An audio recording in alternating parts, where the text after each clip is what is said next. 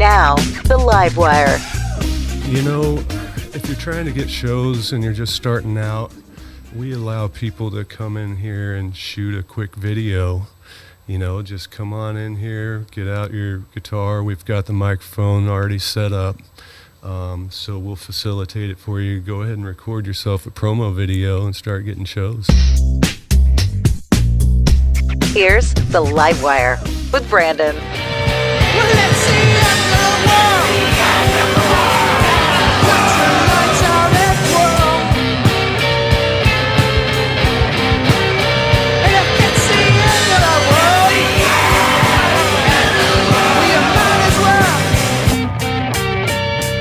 We are back on the Livewire. I am Branden, hanging out at my favorite smoothie shop in Fayetteville. It's the local place. It's called Smoothie Q's. There's a reason why it's called Smoothie Q's. I'm hanging out with the owner, Quinn, Landrum. He's also the lead singer and the artist known as Coma. And you've heard him in Northwest Arkansas for a long time. You know, I recall way back in the day when we had the AMX on, I would guess, 15 years ago, 12 to 15 years ago. The Q-Land days. The Q-Land, which you had, the band was called that at the time. And seeing you up there early morning, nervous as all get out, Quinn, just for being on air. You seem like a different person. Somewhere along the way, I lost the nerves. Back in those days, I used to have to drink pretty heavily to muster the courage to get on stage. Yeah. And, you know, there was some good and some bad that went along with that, a lot of bad. The biggest thing that's changed is I don't drink anymore. That helps probably, right, even with the nerves? Yes, but I'm less inclined to want to get out and join the party scene. I see. I don't have the patience for drunks anymore. It's funny how sobriety does that, right? Yeah. You kind of look outside looking in, it's like you're talking to children sometimes. Mm-hmm. That's what it feels like. Does that change your music? It's hard to say. I did have the band Coma split apart from the group that we had, so at the time of the split, we did have another album that we were recording at the time, getting ready to take a final stab at it, but that one is sort of left on the table now. So one day I'll probably pick that up. Yeah. I do stonework as well at All Things Rock, so a lot of the songs have been based on the tempo of what mortar mixer I was using, because a lot of my writing would come when I'm trying to do work, trying to do something else. Okay, explain this, your mortar mixer. Mm-hmm. So you're mixing this mortar, and it has a beat. Yes. Like the mixer does. It's very good at keeping time, so it just repeats the same beat, and ultimately songs would just pop in my head. I'd have to run over to the truck and scribble things down, and so I got a new mixer, and it's a lot slower tempo, so my songs started getting a little heavier, started writing in D more. Yeah. And so that's what to look forward to if I ever get around to the next album. It was tentatively going to be called Apocalyptic. Apocalyptic, which, by the way, the last album you did was, obviously your band's called Coma, versus The End of the World. I've kind of noticed this about Coma, that high energy, controlled chaos of it all. So now you kind of explained it. The mixer is kind of controlled chaos. How much of that comes directly from you, though? Is that part of Coma, that chaos? I think part of it is I've had, looking back on it all, I've seemingly had this way of writing about issues that were maybe 3 or 4, 5 years in the future. You know, sort of roundabout sort of way ended up being about the Prez.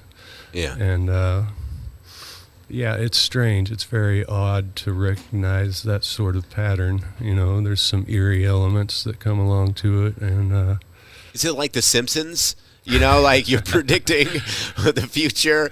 It's like, hey, whatever Quinn's writing about, we need to listen up because this might happen in the future. I mean, you might want to go back and listen to the last couple of albums and you know, see if it might pertain to current events. Well, I've always been impressed with your band and your music and your writing.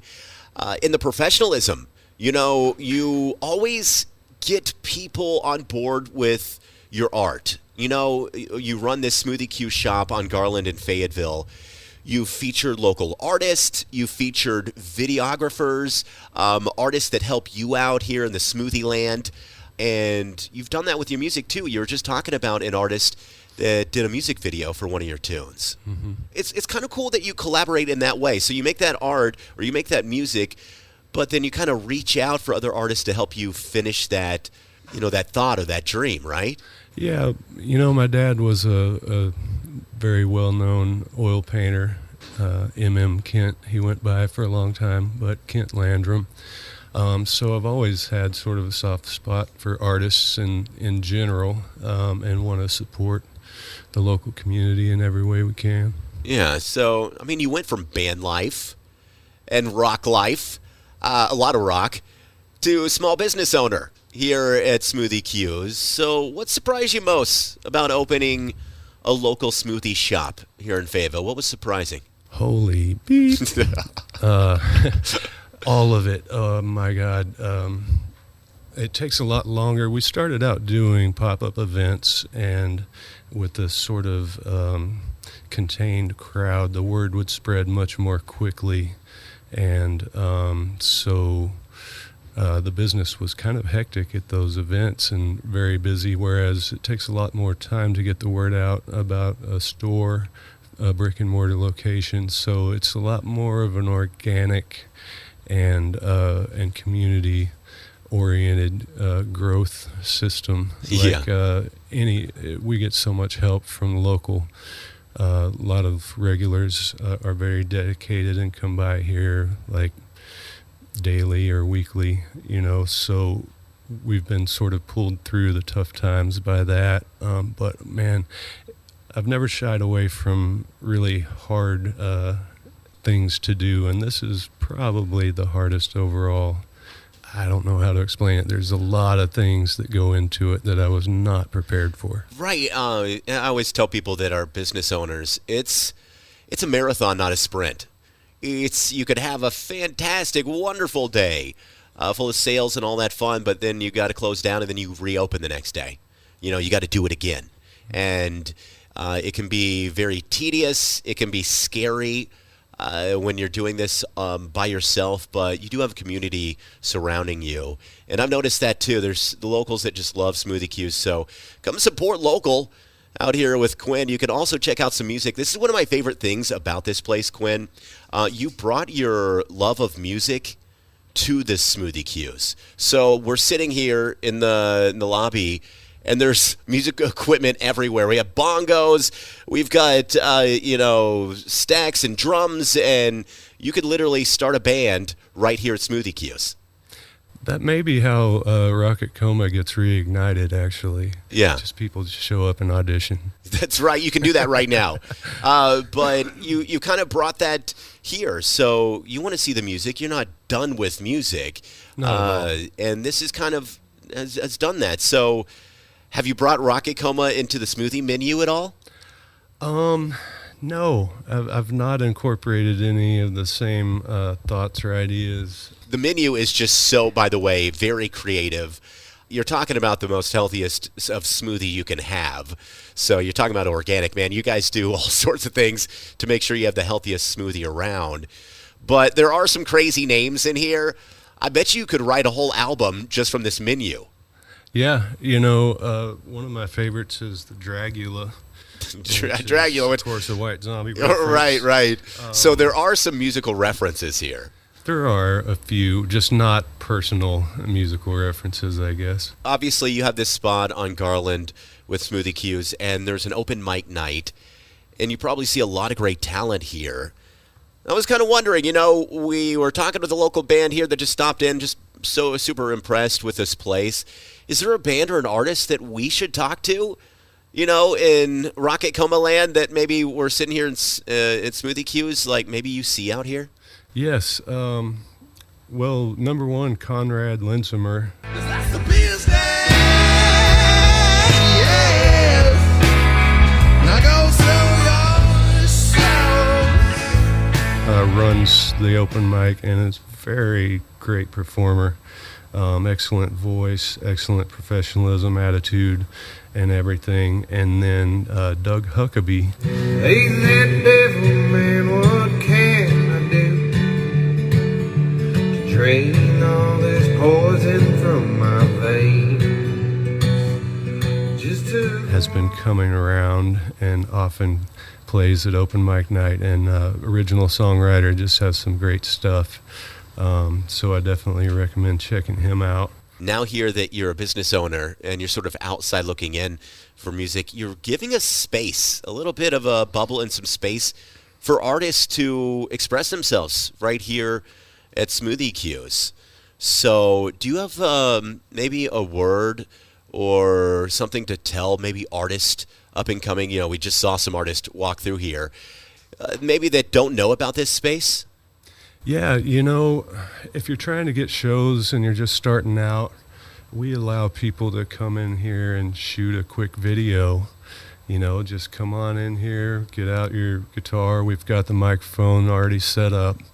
So we'll facilitate it for you. Go ahead and record yourself a promo video and start getting shows. That's what this place is like here. It's so fun to see people walk in here. It's their own place. And the guy behind it right here, Quinn, has been hard working here in Northwest Arkansas for so long. And so many different avenues, Quinn. And so, you know, when you start going back to those recording days, were you recording? You recorded with some incredible people in the studio. I know I don't want you to name drop too much, but you can name drop at least who you were recording with in those studios, in the pro studios. Well, you know, getting to spend a week with Steve Albini was just one of those beyond bucket list things. This is just so cool. Set me on fire, kerosene, set me on fire.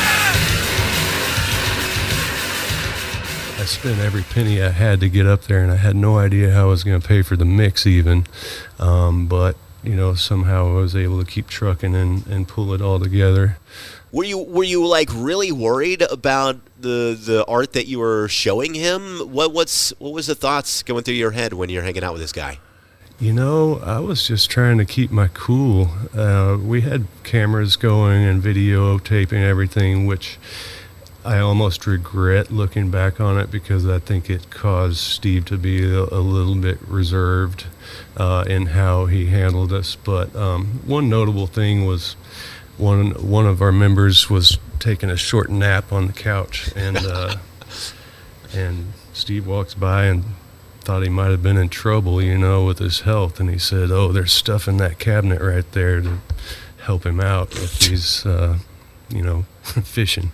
So that was kind of odd, but also, you know, could be very helpful at the right moment. It just wasn't one of them. It wasn't one of the moments. When you left that sesh, still all the love and respect for this guy, for this artist? Man, it was so cool. You could stay upstairs at his place, you know, and you know, there were plenty of bedrooms there, and you could just hang out, which we did. It was the start of COVID when we recorded there, so not much was going on. We didn't feel like getting around too much. So it was great just being a little wake up, have your frothy coffee, and go downstairs and just hang out with Steve. Yeah, did you get any conversations like that? I feel like if I was hanging out with one of my musical, you know, heroes, I'd be sort of like Chris Farley, you know. I'd be like, "Hey, you know, that one song, you know, wasn't that cool? You know, how did you write that? Did you have any questions for him like that? Did you try to keep it as pro as possible?" No, we got off on a tangent about the fifth dimension at some point, and he recommended some book for me to read, and I lost that information, so I'm still trying to figure out. Like, what did I say? What did he say? Yeah, you're trying to go back to the script in your brain. And then the final product, when you come out of that studio, there's no takesies backsies, Quinn. Like, he helped you record this album, this art. Like, it's there. So how proud of you were you of the final product? You know, what made me the most proud of the final product was that Steve himself seemed to be into it. Like, he genuinely liked the music. He was tapping his foot along to the beat on the playback. You know, he referred to the song "The Dirty," I think was his favorite one, because he referred to it as "The Dirty." Yeah. You know, and he was just like, you know, bobbing his head and stuff. So, like, I didn't need any sort of recognition on the project beyond that, because I had Steve's approval. It's like, what's better than that? Right. If Steve likes it, then I'm good. You know, having an idol that close to your music has just got to be a dream come true. And speaking of dreams, 2026, we just kicked off this year. A lot of scary things happen for local businesses. Is it scarier as a local business owner, or a musician that is just starting out, and that, you know, what you were going through maybe 10 years ago? Which one's scarier? Oh boy, I'd say the business is much more scary at this point, just because of the scope of the expenses, and everything is just so much more extreme. You know, there's a lot of pressure to make enough money to have payroll and Sure. and overhead, and we can usually on most days cover either one of those, but not both so far. Yeah. So yeah, it's been quite a struggle, and it is absolutely terrifying. Yeah. But, you know, Quinn wakes up every day and faces this, and the local community steps up and helps out, and checks out and gets themselves the best smoothie in Fayetteville. So stop in here, support local business. You're supporting a local artist as well, and a bunch of other local artists. As I look over the walls, there are local artists all over here showing off their art. And of course, with that open mic night, you're just going to see a lot of art here at Smoothie Q. So stop in here on Garland in Fayetteville. And I wanted to ask you this right here. We're talking about 2026. What would be it? What would be the dream at the end of this year if you told yourself, Quinn, keep on doing what you're doing here, because at the end of the year, you're going to get this? What would that be? And I'm not greedy. I don't have to make money. I would like to break even this year, maybe not lose a ton. And what I'd really like to do is sell some more of this art on the walls. You know, the artists get all of it. We don't keep a commission. So we've sold a couple of pieces already, but I'd love to get some more of that going. We've already booked some shows, but, you know, get some more quality acts in here, because for the open mic night, when the events happen, it really takes on a whole different feel. It's relaxed, it's laid back, nobody's in a hurry. It's just like we're hanging out, you know. Yeah. There's too much bustle around. I like the idea of getting everyone together and celebrating each other's art, which they've been able to do here at Smoothie Q's. So that's not a huge dream. You just want to break even. Like, you know, a lot of people are greedy with their dreams, Quinn. You're like, I just want to break even and serve some smoothies to some artists. Well, a better question is, my first mission here is, as soon as we start bringing in more money, I've got to pay my employees more. Yeah. You know, they're the ones that I depend on to keep this thing going. I've been very fortunate and lucky to have really good people working here, and they just deserve more money, honestly. I love it. This is someone that is a local business owner that's just really deeply rooted here in Northwest Arkansas and loved by so many people. So I want you guys to stop by here on Garland. You can visit Quinn at Smoothie Q's and check out and ask him about Rocket Coma. Maybe you're an artist and, hey, let's resurrect this thing. Go check out some music on Spotify. You've got it out there. And we're going to listen to a song that you recorded just a couple years back, right? Yep. Yeah, and this one is called Into the World? The end. The End. Just the end. Yeah, right. What's it about?